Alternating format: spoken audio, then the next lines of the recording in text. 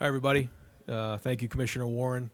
It's exciting to be here today. A lot going on right here in Big Ten land, and want to congratulate Commissioner Warren on a great couple months here and leading this conference into the future. And a lot of people, I'm sure, had a hand in that, and certainly want to tip my cap to all the presidents and athletic directors and everybody involved with it, but certainly Commissioner Warren being a big part of the expansion here of the conference. Really want to thank the leadership of President Johnson and Gene Smith, two people who have had a huge impact on my career here in a short period of time. And they've done unbelievable things at Ohio State and continue to do as we move into the future. I think as we look into this season, it's an exciting season for us. We have three guys here today: C.J. Stroud, Jackson Smith-Njigba, and Ronnie Hickman, who really we could have probably brought 10 or 15 different guys here today, but they really and capture what we want as a player. You start with Ronnie Hickman. This is a guy who's been through a lot of adversity at Ohio State, had some injuries, but then played some really good football the last couple of years, had a really good offseason, has had really good leadership. We're going to need that veteran leadership, especially early in the season as we kick off with Notre Dame at home. Jackson Smith-Njigba had a tremendous year last year, had a really strong offseason. He's one of the more competitive young men I've been around and has had a very, again, strong offseason. All three of these guys have been named to our leadership committee. And then C.J. Stroud, who last year really grew. Going to last year, it's amazing at this time he had not thrown a college football pass, grew as the season went on to a Heisman Trophy finalist. But this offseason, he's been really had an edge to him. He's just done a great job with his leadership. And so because of that, we've had a really good offseason, and I think it's great to see a team come together. I think every coach will say they had a great offseason, so I'm not just going to fall in line, but I'm excited at what this team is, and I'd kind of describe them as edgy this offseason. We do start with Notre Dame early in the year. I want to thank Buckeye Nation because there's just so much excitement around our program this year. That game and the last game, the rivalry game at the end of the year, is already sold out. Our home schedule, I think there's only season or single tickets available right now. So there's been a lot of excitement around that and a lot of excitement around this team. So as we head into the preseason, this will be an important preseason. We've got to start off the season well. We've got to play well in our first game, and that starts next week. So with that, take any questions you guys have. Okay, we'll start over here. Tim May, Letterman Row. Ryan, expound on C.J. Stroud, though, just the way he's grown as a leader over the last year. Like you said, this time a year ago, you hadn't even named him as a starter. But where's he really stepped up in that regard? CJ's always had very good leadership skills. He's always had a voice. But once you go on the field and you show credibility that you can do it, it just you walk a little differently, and guys look at you through a different lens. And I think that's been the case. I think when you're young and you go into a season, you haven't played, you're just trying to figure out a way to complete that first pass, get that first win, and you're just so focused on your job and maybe the offense. This offseason, he's done a great job of really taking a bunch of guys on defense over to his house. He's cooked for them. He's really approached it like a coach, and that's what leaders do, and that's what really good quarterbacks do. So for a third-year player to take that kind of approach has been great to see. We're going to start here in the middle. Hi, Coach. Caleb Spinner, Scarlet and Gray Sports Radio. Your first three opponents this season, Notre Dame, Arkansas State, and Toledo, Ohio State has matched up a combined 9 times against in history before this year. How does your preparation change when you look at teams like this versus the ones you see all the time? Well, you don't exactly know what you're going to get. I think that's, especially with a new staff, you're not exactly sure what's going to happen. It's not like being in the 8th, 9th, 10th game of the year into November where you have a whole bunch of games, cut-ups to watch and expectations and tendencies. So you have to focus on yourself. You have to focus on fundamentals. You have to be able to adjust in game and try to do the best you can to have contingency plans in place for those games. We'll go here. Hi, Ryan. Dave Biddle from 24/7 Sports. In year one of the Jim Knowles era, so to speak, on defense, what are reasonable expectations in year one? Like, I'm sure improving isn't enough. You guys need to markedly improve. Just what are your thoughts on your expectations for the defense? Yeah, I mean, at first we have to play winning football, and that starts with stopping the run. I think that this offseason has been excellent in terms of them installing the defense, in terms of schematics. I think our new staff has done an excellent job, and Jim with the linebackers, Perry with the safeties, Tim with the corners, and obviously Larry up front. They come back with a lot of experience, almost the entire defense back. And really, almost the entire Rose Bowl team is back from last year. So that's exciting. So we have a little bit more experience there. So that part's good. But no, a new scheme, new coaches. All of those things are new. And I think going up against them in the spring and then seeing what's happened this summer and now into the preseason, it's been exciting to watch. There's just an aggressiveness about them. But in terms of expectations, we expect a top 10 defense. That's what we want.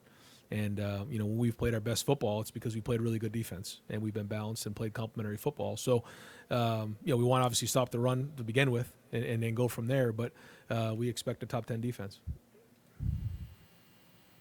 Yeah, Rob Aller, Columbus Dispatch. Ryan, you said Jackson's one of the more competitive guys you've seen. These guys are all competitive. What makes him different? Can you have any detail, or can you get into that a little bit? Well, he's not a real a talkative guy just in terms of on the field. He kind of keeps to himself. But when he says something, people listen. And when he does speak, he's got a backbone. He's strong in what he says and his opinions. And he believes in hard work. He believes in toughness. When you watch the way he plays, he's tough. Winning really matters to him. He tries to win every rep when he's out there. I've just been very impressed with the way he's practiced, the way he plays. He doesn't want to miss a rep.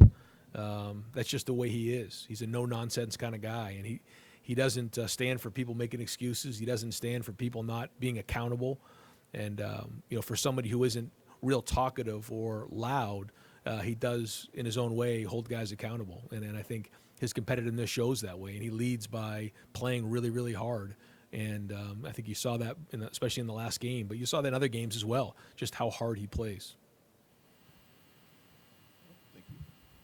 Hey, Coach. Steve Hellwagon, Bucknuts 24/7 Sports. I want to ask about the offensive line. You got a couple new starters there this year, and they did a pretty good job last year keeping CJ clean in pass protection, but I know there were some concerns maybe with physicality in the run game. Just what are you going to do to bring that new offensive line around and develop some depth behind the starters as well? Yep, those are areas of focus.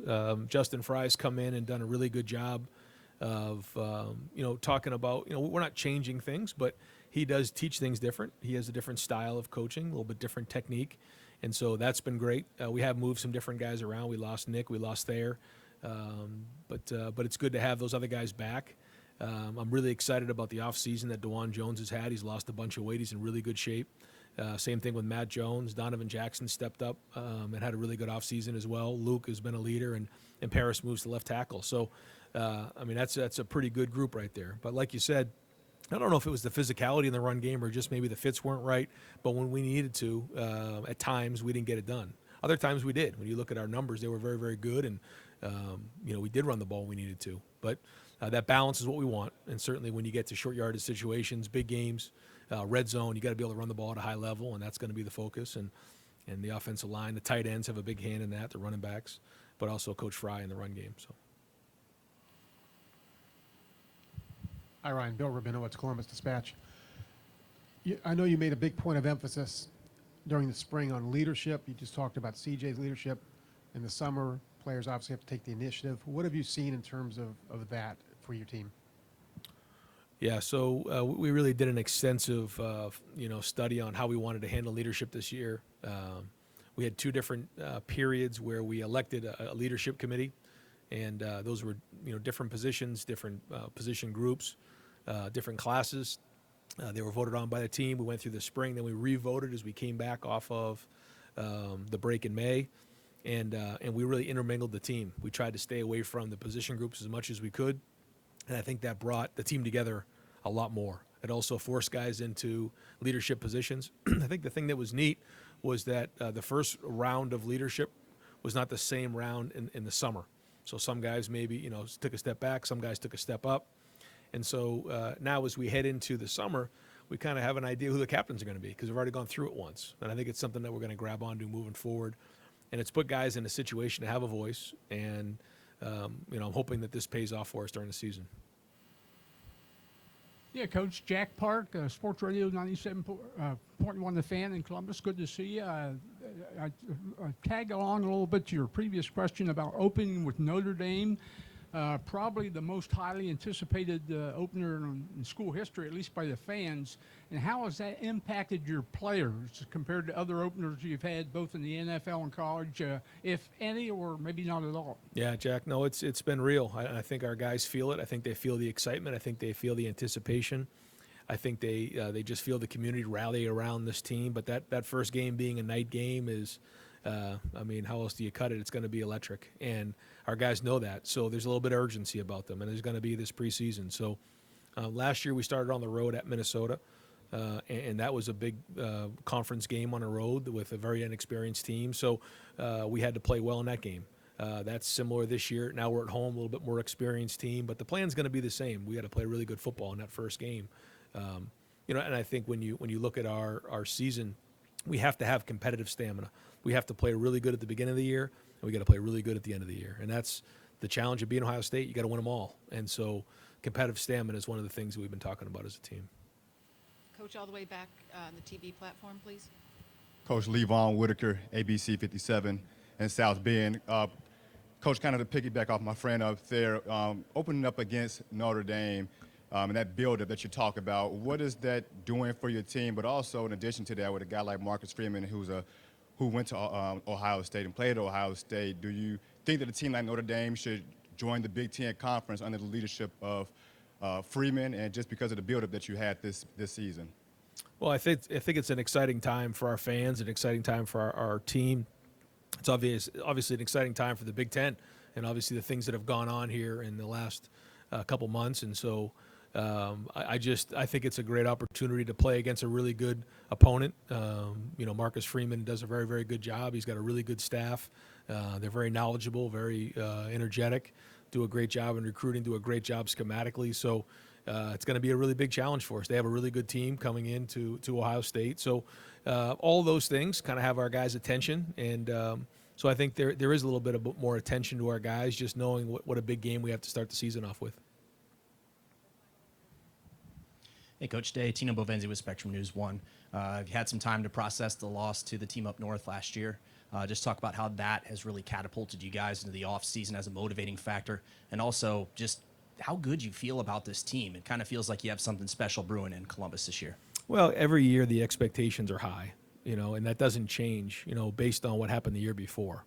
The expectation is to win them all, and that's, I said that in my opening press conference when I was named the head coach, and that's just the way it is. So, maybe at some places 11-2 with a Rose Bowl victory is a good year. It isn't at Ohio State. And so our three goals are beat the team up north, win the Big Ten championship, win the national championship. That's the goal. Those three things didn't happen last year. So that didn't change this year, next year, or the year before. Just a different team, a different group of guys, more experienced.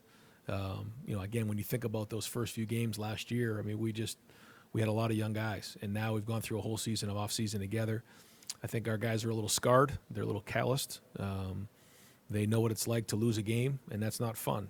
And so, we remind our guys about that regularly, but we also know we have to move forward and focus on what's coming next.